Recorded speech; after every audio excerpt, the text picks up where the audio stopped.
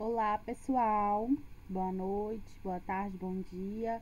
Seja lá a hora que você estiver assistindo esse vídeo, essa aula aqui. Bom, hoje nós vamos dar continuidade, né? Continuidade à nossa aula de emergências, certo? Emergências médicas odontológicas, tá? Antes de eu entrar no assunto, da gente debater algumas emergências, né, que eu selecionei para essa aula, eu vou fazer uma pequena revisão com vocês.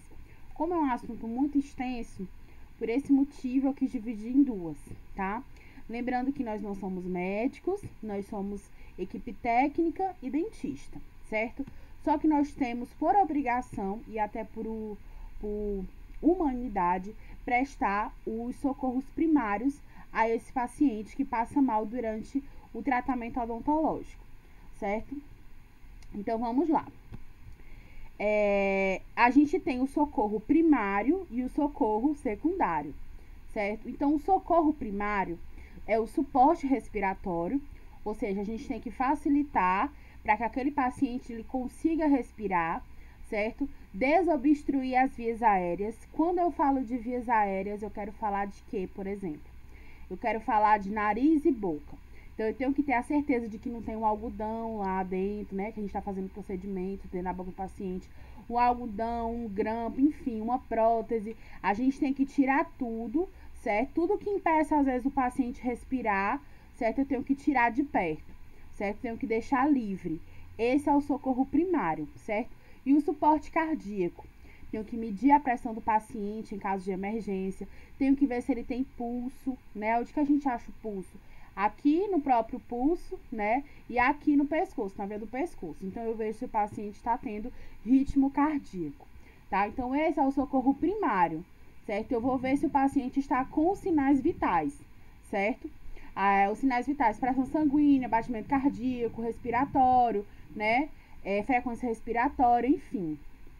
E aí, a gente tem o socorro secundário, certo? O socorro secundário é prestado, né, pela atenção médica, certo? É eles que vão fazer o socorro secundário do paciente, que entra a nossa parte de ligar para a ambulância, certo? E pedir para que aquele paciente seja atendido em nível hospitalar, certo? E aí o paciente passa do consultório para o hospital e lá ele vai ser tratado. Urgência é diferente de emergência. A urgência eu consigo resolver no consultório odontológico, a emergência não. Eu tenho que dar o suporte primário, mas tenho que ligar para a urgência e falar, ó, o paciente está aqui, está passando mal, ele precisa de uma atenção hospitalar, certo? E aí, quais são os passos emergenciais, certo? Dentro do consultório lá. O paciente está lá, eu estou fazendo uma extração e o paciente começa a passar mal na cadeira, né? Quem visualiza, às vezes, é o auxiliar, porque a gente está tão ali tentando fazer o procedimento, tendo toda a atenção e cautela, que a gente, às vezes, não vê as expressões faciais do paciente. Então, muitas vezes, a pessoa que está ali me auxiliando, ela presta muito mais atenção do que eu, que sou dentista, certo? Então, o que acontece? Você aciona o dentista, fala que o paciente está passando mal, certo? E aí, a gente tem que fazer o quê? Parar o tratamento, certo? Parar o tratamento de vez. Seja se o paciente já desmaiou ou não, tem que parar o tratamento, certo? E verificar a consciência. Verificar se ele responde ao que você pergunta para ele. Exemplo, tá tudo bem? Você consegue me ver? Tá doendo alguma coisa? Tá incomodando alguma coisa? Para ver se o paciente está com consciência. Porque às vezes ele pode ter um desmaio e pode não fechar o olho, pode ficar com o olho aberto, certo? Que aí, como é que a gente sabe que o paciente tá desmaiado com o olho aberto? Pelas pupilas, né? E aí, depois a gente tem que ter certeza que as vias aéreas estão livres, igual eu falei, né, antes. Checar o pulso, checar a pressão e monitorar a respiração. Esse é o socorro emergencial que a gente faz no consultório, tá, pessoal? Então, devemos parar o tratamento, verificar, perguntar como é que ele tá. A gente observa as pupilas, igual eu falei pra vocês, certo? Se ela estiver diminuída, é uma overdose. Ou seja, pode ocorrer, por exemplo, de o dentista ter aplicado muita anestésico no paciente, né? E aí ele pode se intoxicar com aquilo e pode ter uma overdose, certo? Se ela tiver diminuída, é uma overdose. Se tiver dilatada, é um choque ou inconsciência. Então, se você falar com o paciente, você ver que a pupila dele está dilatada, ele está inconsciente, ele não vai conseguir responder você, certo? Então, aqui mais um exemplo. Coloquei na aula passada, isso aqui, né? A pupila normal, diminuída, certo?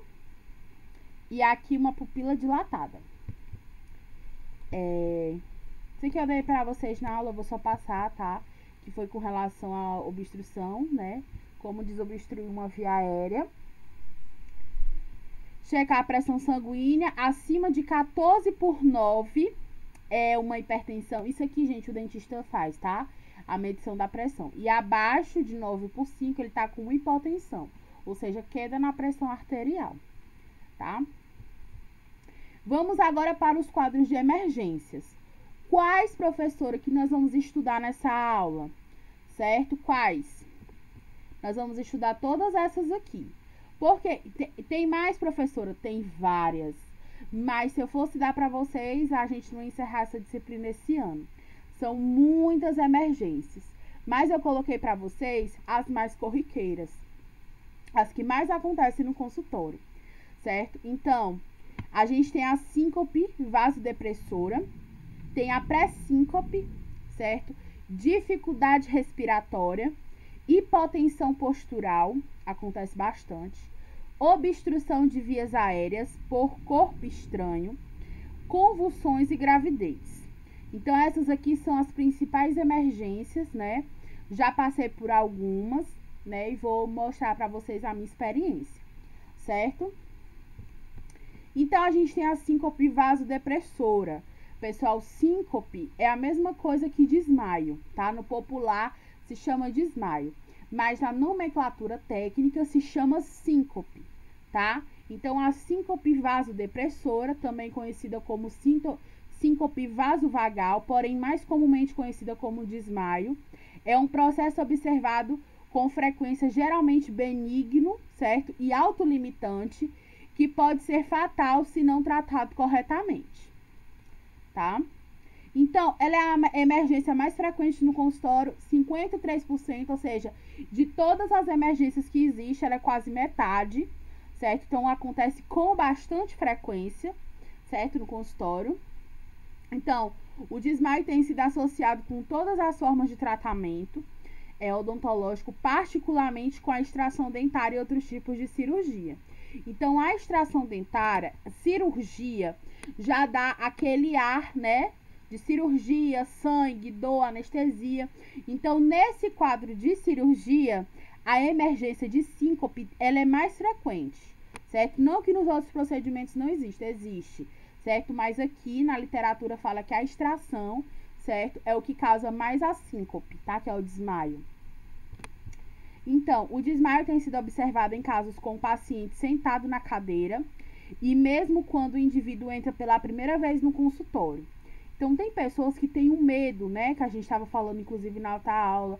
O medo, a ansiedade, que aí podem levar ao desmaio. Muitas pessoas têm medo da anestesia, né? Eu que trabalho no consultório, falo com propriedade para você. Você pode fazer tudo. Mas se você disser assim, eu vou aplicar anestesia, o paciente já me olha assim com o olho arregalado com medo, né? Porque as pessoas têm muito medo da anestesia. Primariamente, a síncope vasodepressora é uma situação relativamente inofensiva, né? Durante a qual a vítima cai tranquilamente no chão ou deitada por uma segunda pessoa. O indivíduo recupera a consciência quase imediatamente, sob a restauração do fluxo sanguíneo ao cérebro. Porque a síncope, gente, é quando o fluxo sanguíneo cai, né? A oxigenação do sangue cai, tá? E aí a gente tem a síncope, mas a gente tem a pré-síncope, certo? Que é o pré-desmaio. Então, antes a pessoa não chega assim e senta na cadeira. É muito difícil. Tá deitado lá na cadeira e desmaia de uma hora para outra. Não, ele tem sintomas antes de acontecer o desmaio, tá? Então, que sintomas são esses? Só um minutinho, vou arrumar aqui minha luz. Então, que sintomas são esses? As manifestações comuns da síncope vasodepressoras são bem conhecidas. O paciente na posição em pé ou sentado ereto relata uma sensação de calor no pescoço e na face, perda de cor, ou seja, o paciente começa a ficar pálido, começa a ficar suando muito frio. Pode ser, o ar-condicionado pode estar no grau máximo que ele vai suar da mesma forma. Então, esses são os sintomas pré-desmaio, certo? Neste momento, o paciente relata que está passando mal ou que está tonto, né? Ele vai sentir tontura, vai sentir uma moleza antes de vir a síncope. Então, essa é a pré-síncope. Então, nem todas as pessoas que apresentam a pré-síncope apresentam síncope depois. Ela pode só ter os sintomas da pré-síncope, né? Que a pessoa fica pálida, ela fica querendo desmaiar, mas ela não desmaia, certo? Fica suando muito frio, a mão fica gelada. A pressão sanguínea neste momento é mantida próxima do nível basal, que é o 12/8, tá? Então, não tem, na fase da pré-síncope, não tem essa alteração de pressão, certo? Aí, depois vem a síncope, né? Pré-síncope e a síncope, tá? A síncope é uma perda da consciência, a respiração pode se tornar irregular, engasgada ou em saltos, né? Se torna silenciosa, superficial e dificilmente perceptível ou cessar completamente. As pupilas dilatam e o paciente assume uma aparência mórbida. O cérebro fica hipóxico, mesmo por período de 10 segundos. Então, ocorre uma diferença entre a síncope vasovagal e essa síncope, que é a mais séria, tá, gente? Então, às vezes, o paciente fica aqui, ó, dessa forma, tá, gente? Ó, com as pupilas totalmente dilatadas, todas duas. Certo? Aqui, ó, geralmente as pessoas, quando há um desmaio, né, as pessoas colocam álcool, né, pra pessoa ali cheirar, pra ver se volta a consciência, né? Aqui é um pouquinho de amônia que colocam, tá? Mas nem todo mundo tem no consultório, mas esse aqui é o mais indicado, tá? Pra quando a pessoa tem o quadro de síncope. Aí a gente tem a pré-síncope, a síncope, quando a pessoa desmaia, e o pós-síncope, que é o que? A recuperação, certo? Como é que se dá a recuperação? O paciente voltou à consciência. O dentista deu um pouquinho de álcool, né? Tentou ali balançar o paciente voltou. Ele pode voltar à consciência, como ele pode não voltar. Quando ele não volta à consciência, ele tem que ser encaminhado para o pronto-socorro, certo? Agora, quando ele volta, tem que ter uma recuperação. A gente não vai ali finalizar o tratamento odontológico, não. A gente tem que recuperar aquele paciente, tá? Então, com o posicionamento adequado, a recuperação, o retorno à consciência é rápida. Na fase de pós-síncope, o paciente pode mostrar palidez ainda, certo? Náusea, gente, é vontade de vomitar, tá? Fraqueza e sudorese, certo? Ou seja, ele começa a suar bastante, que pode durar por alguns minutos ou até mesmo horas. Aqui, ó, a gente observa se o paciente está respirando. Na pós-síncope imediata, o paciente pode experimentar um período curto de confusão ou ele pode ficar desorientado. A pressão sanguínea começa a aumentar nesse momento, certo? Ela pode não retornar aos níveis basais, que é o 12/8, que é a pressão normal, certo? Até depois de horas de síncope. A frequência cardíaca fica diminuída, também retorna lentamente ao nível basal e o pulso começa a ficar mais forte. Ainda um ponto importante é que na perda da consciência, a tendência para o paciente desmaiar outra vez pode persistir por horas, certo? Então, ele pode ter um novo quadro de síncope, tá, pessoal? Aí, a gente tem um tratamento, certo? Qual que é o tratamento? Etapa 1. Assim que surgirão os sinais e sintomas da pré-síncope, lá na pré-síncope, tá? O procedimento deve ser interrompido e o paciente colocado em posição supina, certo? Com as pernas levemente levantadas. Quando eu falo de posição supina, o paciente tem que ficar reto, certo? E as pernas levantadas, como você pode ver aqui, ó. Aqui tem um suporte. Na cadeira do dentista, às vezes não tem, você mesmo que vai levantar, certo? As pernas do paciente.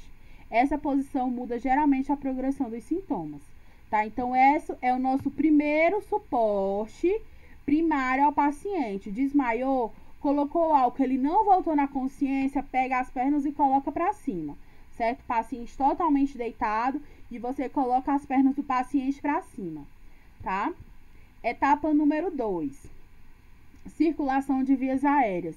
Respiração. Uma vez que a vítima ainda esteja consciente no período de pré-síncope e são avaliados como sendo adequados. Etapa 3. Tratamento definitivo. O O2 pode ser administrado, que é o oxigênio, tá, gente? Usando uma máscara facial. Essa etapa 3 aqui, ela não é feita no consultório, porque muitos não têm oxigênio, tá? E aí, pronto, certo, gente? Mas o ideal, que eu falo assim, da pré-síncope pra vocês, quando o paciente, ele relata, né, essa palidez, suando frio, por isso que a gente tem que ter muita cautela quando o paciente fala assim, peraí, doutor, eu tô me, como é que se diz, me preparando psicologicamente para receber uma anestesia. Então, você vai no tempo do paciente, certo? Você espera ele acalmar um pouquinho, ele respirar um pouquinho, e aí quando ele tiver à vontade, você faz o tratamento. Porque às vezes você forçando, ele pode levar, já tá no quadro de pré-síncope, ele pode desenvolver uma síncope, certo? E é muito comum, minha gente, é muito comum. Esse aqui também se chama hipotensão postural, que também é bastante comum, certo? A hipotensão postural, também conhecida por hipotensão ortostática, é a segunda maior causa de perda de consciência, certo? Então, aqui a gente também tem a perda de consciência, tá, gente? No consultório odontológico. Aqui, tá só um esqueminha de que como a pressão altera quando você, por exemplo, você está fazendo um tratamento odontológico muito longo no paciente, ele está na posição supina, certo? E aí, às vezes, você precisa deitar o paciente igual aqui, ó, na letra C, ó. Tá? Pra gente poder fazer o procedimento, principalmente em dente posterior, né? E aí, muitas vezes, o que que acontece? O paciente começa a sentir uma tontura, né? Tem paciente que não gosta de ficar nessa posição aqui, né? Nem nessa aqui. A hipotensão postural é definida como uma queda de pelo menos 20, certo? Na pressão arterial sistólica, ou uma queda de pelo menos 10 na pressão arterial diastólica, dentro de 3 minutos. Ó, por exemplo, pressão 12 por 8. O 12 é a pressão diastólica, ou sistólica, e o 8 é a pressão diastólica, certo? E aí vai haver uma queda, certo? Nessa pressão. Quando eu falo de hipertensão, é o aumento. Quando eu falo de hipotensão, é a diminuição, tá, gente? Essa desordem ocorre como resultado na falha do reflexo dos bracorreceptores em aumentar a resistência vascular periférica em resposta às mudanças de posição do paciente. Então, é quando eu estou fazendo um tratamento no paciente e aciono a cadeira para que ele levante. Quando ele levanta, ele começa a sentir uma tontura muito grande, que já é a queda dessa pressão, certo? Fatores predisponentes. Muitos fatores têm sido identificados como causas de hipotensão postural. Muitos deles têm possíveis implicações na odontologia. Então, muitas pessoas têm a queda de pressão na hora da administração e injeção de fármacos, certo? Período prolongado de decúbito ou convalescência, certo? Aqui, por exemplo, só um minuto, deixa eu coisar aqui essa imagem que tá muito grande. Então, reflexo postural inadequado, gravidez, porque a pessoa, às vezes, quando tá grávida, ela não fica numa posição muito confortável na cadeira, idade avançada, defeitos venosos nas pernas, certo? Então, a maioria, assim, do que eu vejo é quando o paciente está muito tempo deitado numa posição só e eu aciono a cadeira para que ele sente. Quando ele levanta, ele já sente aquela tontura, certo? Que já é essa queda de pressão, tá? Tratamento. São seguidos em 4 etapas. Não, na verdade, 6, gente. 7 etapas, tá? Botei todas aqui pra vocês. Então, o tratamento. O controle do paciente com a hipotensão postural se assemelha ao paciente com síncope vasodepressora. É quase o mesmo passo a passo, tá? A etapa 1, verificação do nível de consciência. A primeira coisa que a gente faz, gente, é ver se o paciente está consciente. Se ele está conseguindo me responder. Etapa 2, ativação da equipe de emergência do consultório odontológico. No caso, assim, todo dentista tem que ter um kit emergencial, né? Com estetoscópio, com desfibrilador, certo? Com oxigênio. Muitos não tem, né? Então, quando a gente não tem, a gente já liga, pula essa etapa aí e já liga logo para emergência. Mas se tiver, né, a gente arruma o paciente na posição, certo? Se inconsciente, o paciente deve ser posicionado em supino, ou seja, ele deitado, certo? Com os pés ligeiramente elevados, igual na situação da síncope. Esta posição imediatamente melhora a perfusão cerebral e, na maioria dos casos, o indivíduo recobra a consciência. Etapa 4, circulação das vias aéreas, respiração, certo? Nas improváveis situações nas quais o paciente não recobre a consciência, quando levanta as pernas dele, imediatamente, após o posicionamento em decúbito, o pulso, a gente mede o pulso, né, a frequência respiratória, tá? Um pulso palpável será observado, uma via aérea patente deve ser estabelecida através da técnica de inclinação da cabeça. Você inclina um pouquinho o queixo do paciente, tá, gente? Aqui, ó, é um balão de oxigênio, né? Que a gente deve ter, né? Todo dentista deve ter para essas emergências, né? Etapa 5. Administração de oxigênio, que é esse aqui, né? Quando se tem no consultório. Monitoramento dos sinais vitais, pressão, respiração, pulso. Etapa 6, tratamento subsequente.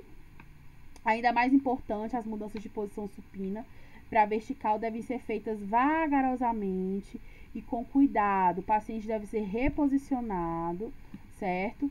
A 22,5 graus, certo? Para 45. Então, essa parte é que você vai começar a levantar o paciente quando ele recobre a consciência, tá? Recuperação tardia.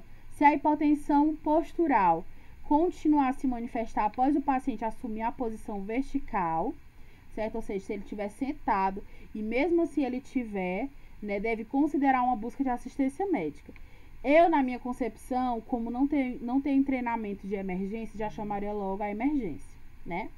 Quem não tem esse acesso a esses equipamentos emergenciais, como o oxigênio, por exemplo, tem que acionar a emergência, tá? A etapa 7. Liberação do paciente. Um paciente portador de hipotensão postural crônica ou hipotensão postural resultante do uso de medicamentos, ou seja, antipertensivos, que podem causar essa hipotensão, tá? Pode deixar o consultório odontológico e dirigir veículos.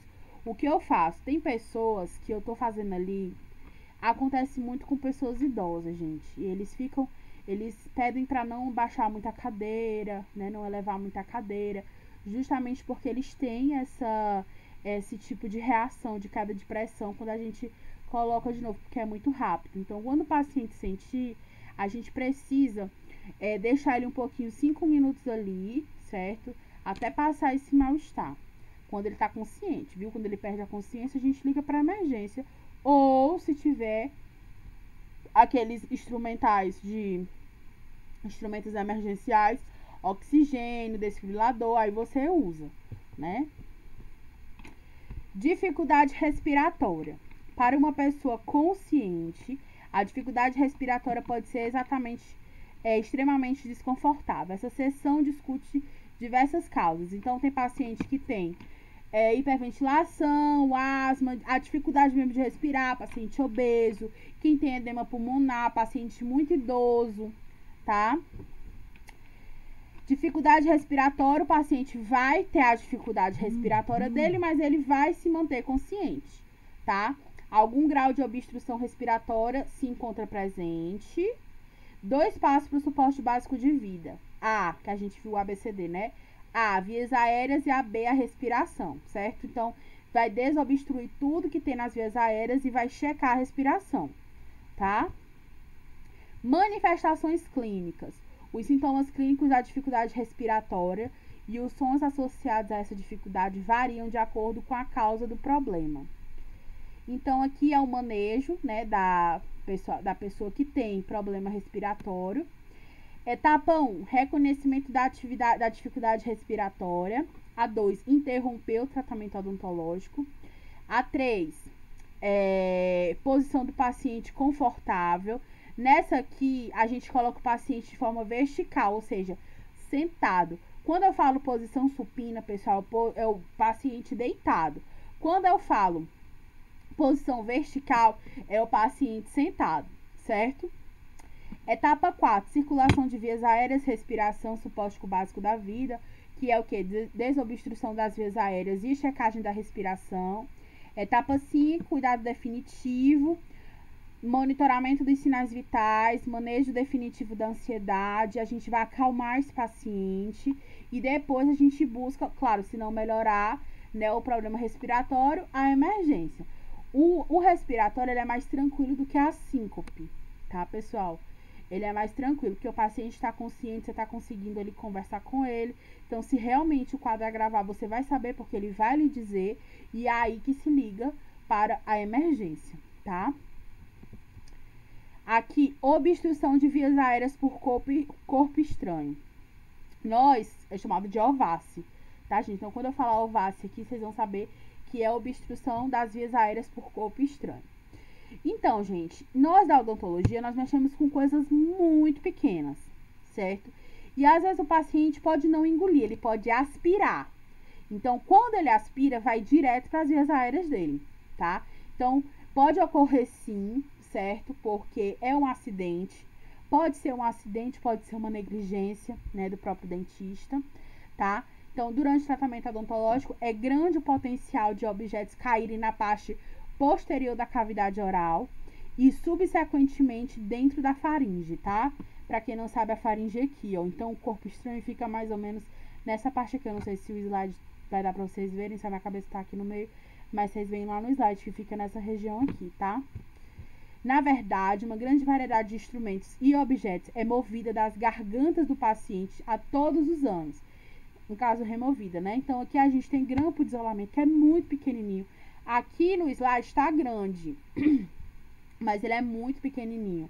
As limas, ó, para fazer tratamento de canal, ó, elas são muito pequenas. Brocas, isso aqui, ó, o provisório, que é chamado de coroa, eles são muito pequenininhos. Então, para o paciente engolir é muito fácil, entendeu? Engolir não, aspirar, que é mais prejudicial ainda, tá? Então, aqui, ó, tem uma radiografia, que aqui tem uma prótese. O paciente simplesmente aspirou uma prótese, tá? Ó, que tá bem aqui, ó, na faringe dele. Tá? Aqui é outro corpo estranho, ó. Mesmo com todos os cuidados preventivos, igual eu falei pra vocês que pode acontecer de forma acidental, pequenos objetos como coroas dentais, brocas ou restos de material podem cair na orofaringe e na própria faringe do paciente, certo? E, consequentemente, ser aspirados ou deglutidos, tá? Com a introdução da odontologia de posição sentada, na qual o paciente é colocado uma posição semissupina durante o tratamento, esse tipo de incidente tem aumentado, tá? Então, aqui a gente tem, ó, uma forma de prevenção que é o isolamento absoluto, ó. A gente isola totalmente a parte da boca do paciente.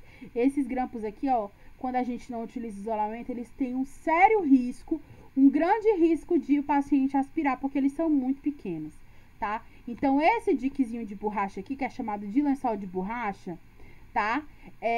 Isola efetivamente o campo de operação, né, da cavidade oral ou das vias aéreas, prevenindo essa deglutição de objetos estranhos. O uso do lençol de borracha é recomendado em todos os procedimentos possíveis. Então, professora, por que muitos dentistas não usam? Porque requer tempo, requer dinheiro, né?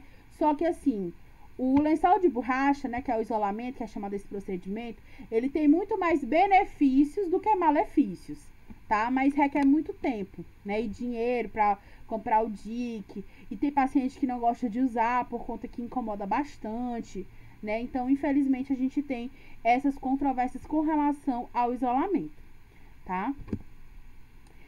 O anteparo com a gase. Uma cortina na orofaringe, ou na faringe, é criada com a inserção de uma parte posterior à gase inserida na cavidade oral e previne efetivamente a entrada de partículas pequenas ou líquido nas vias aéreas. Este anteparo com a gase é particularmente utilizado em pacientes sedados, certo? Que é a sedação oral intranasal ou endovenosa, ou que estejam recebendo anestesia geral, tá? Então, a gente faz um anteparo com a gasezinha, tipo uma coxinha, certo? Para quando o paciente ele é entubado, para fazer o quê? Para fazer procedimentos em âmbito hospitalar, tá, pessoal? Posição da cadeira. A posição supina, a qual é recomendada com o objetivo de prevenir a síncope, se torna prejudicial para um paciente que precisa utilizar o corpo da língua para segurar contra o palato um objeto que cai em direção à orofaringe, tá? Então, às vezes, quando o paciente ele tá deitado, principalmente numa posição mais deitada, mais inclinada assim para baixo, que as pernas ficam para cima, é difícil ele não engolir, porque a posição tá favorável para que ele engula aquele objeto, tá? Então, se não existirem equipamentos facilmente disponíveis ao lado da cadeira para mover o objeto, o paciente deve ser posicionado com a cabeça mais para baixo para que o tronco e com a parte superior do corpo pendendo para o lado da cadeira. Então, quando o paciente ele engole ou ele aspira, ele tem que ficar nessa posição aqui na tentativa do objeto voltar. Eu sou muito cabreira com isso, né? Eu sempre amarro um fio dental quando eu vou colocar, tipo, o grampinho de isolamento, certo? Porque eu tenho muito medo disso acontecer, né? Então, não é muito legal, eu já vi acontecendo, né? Obstrução respiratória por corpo estranho. Colocar o paciente em posição supina, em nível baixo, o suficiente para que possa fazer a pressão no abdômen, com a cabeça virada para o lado, igual vocês estão vendo aqui, tá, gente? Essa posição aqui é a que é a mais adequada para quando o paciente, né, ele aspira um corpo estranho. Com a cabeça virada para o lado, aplicar 5 pressões rápidas.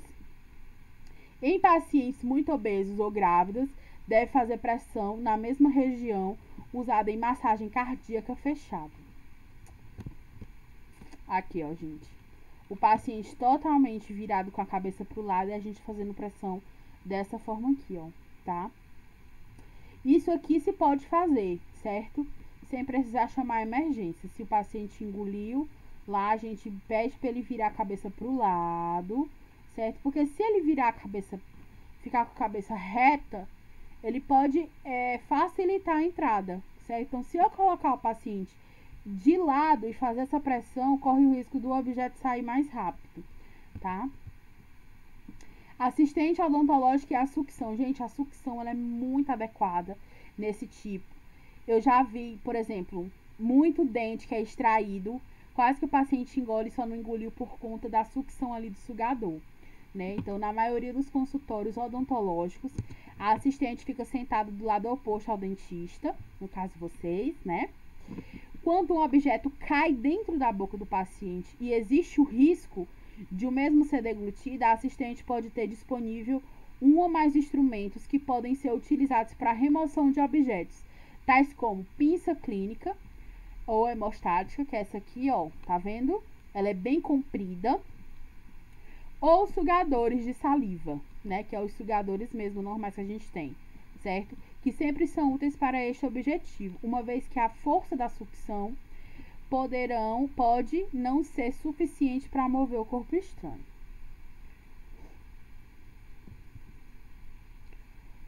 Quando o objeto penetrar na orofaringe de um paciente que se encontra deitado em posição supina ou semissupina, não se deve permitir que o paciente se sente, certo? Então, a situação emergencial nos fala que pra gente o quê? Virar a cabeça do paciente pro lado e fazer lá aquela massagem, tá?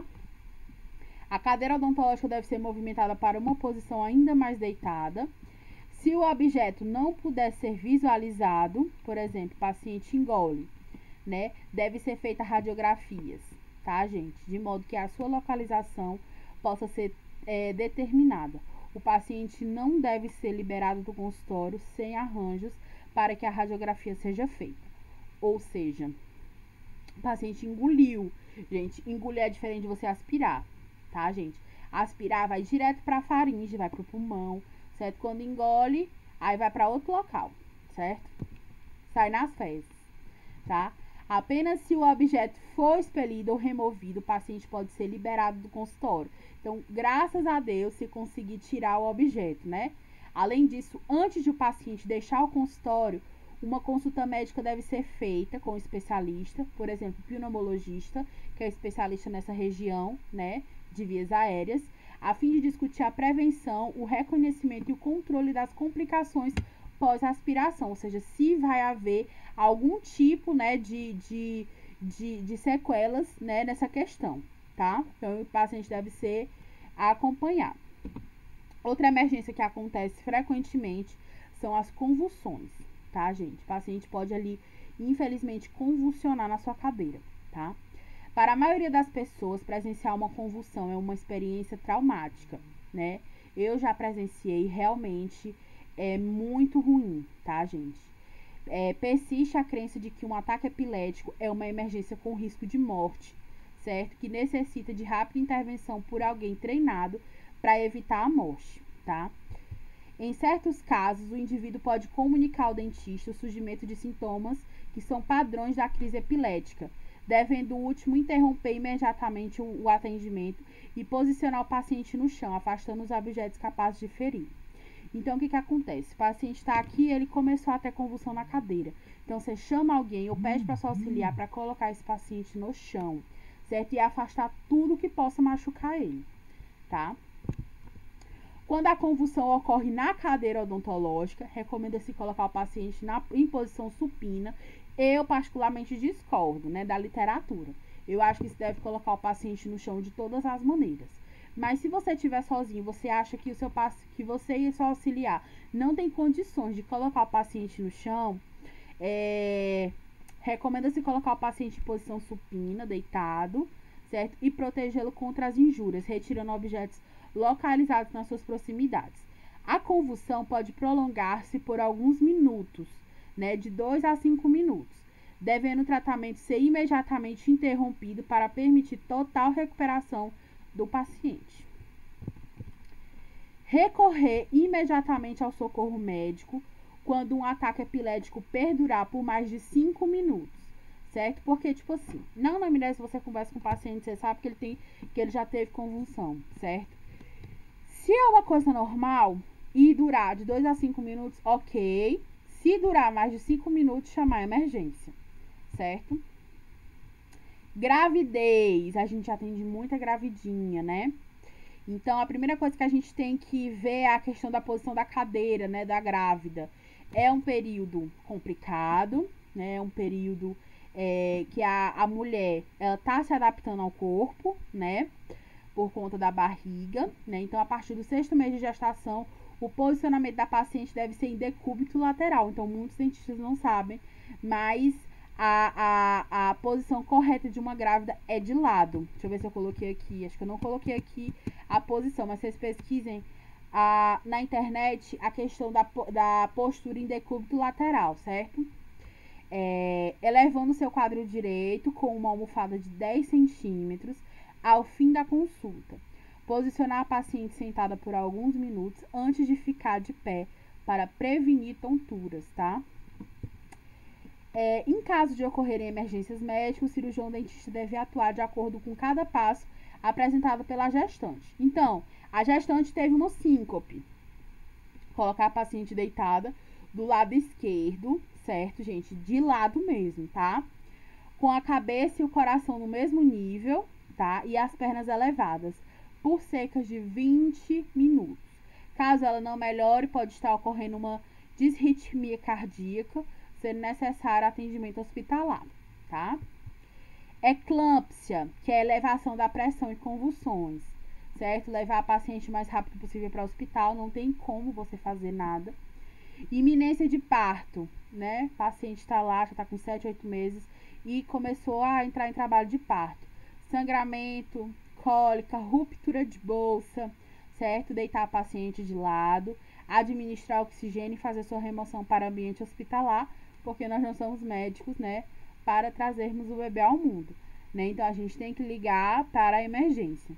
Em caso de pequenas contrações, né, indolores, deve-se apenas colocar a paciente deitada do lado esquerdo por alguns minutos. Certinho, pessoal? Qualquer dúvida pode me procurar. Deixar a atividade de vocês, certo? No último slide que eu vou enviar em PDF. Tá bom? Muito obrigada pela atenção e até a próxima.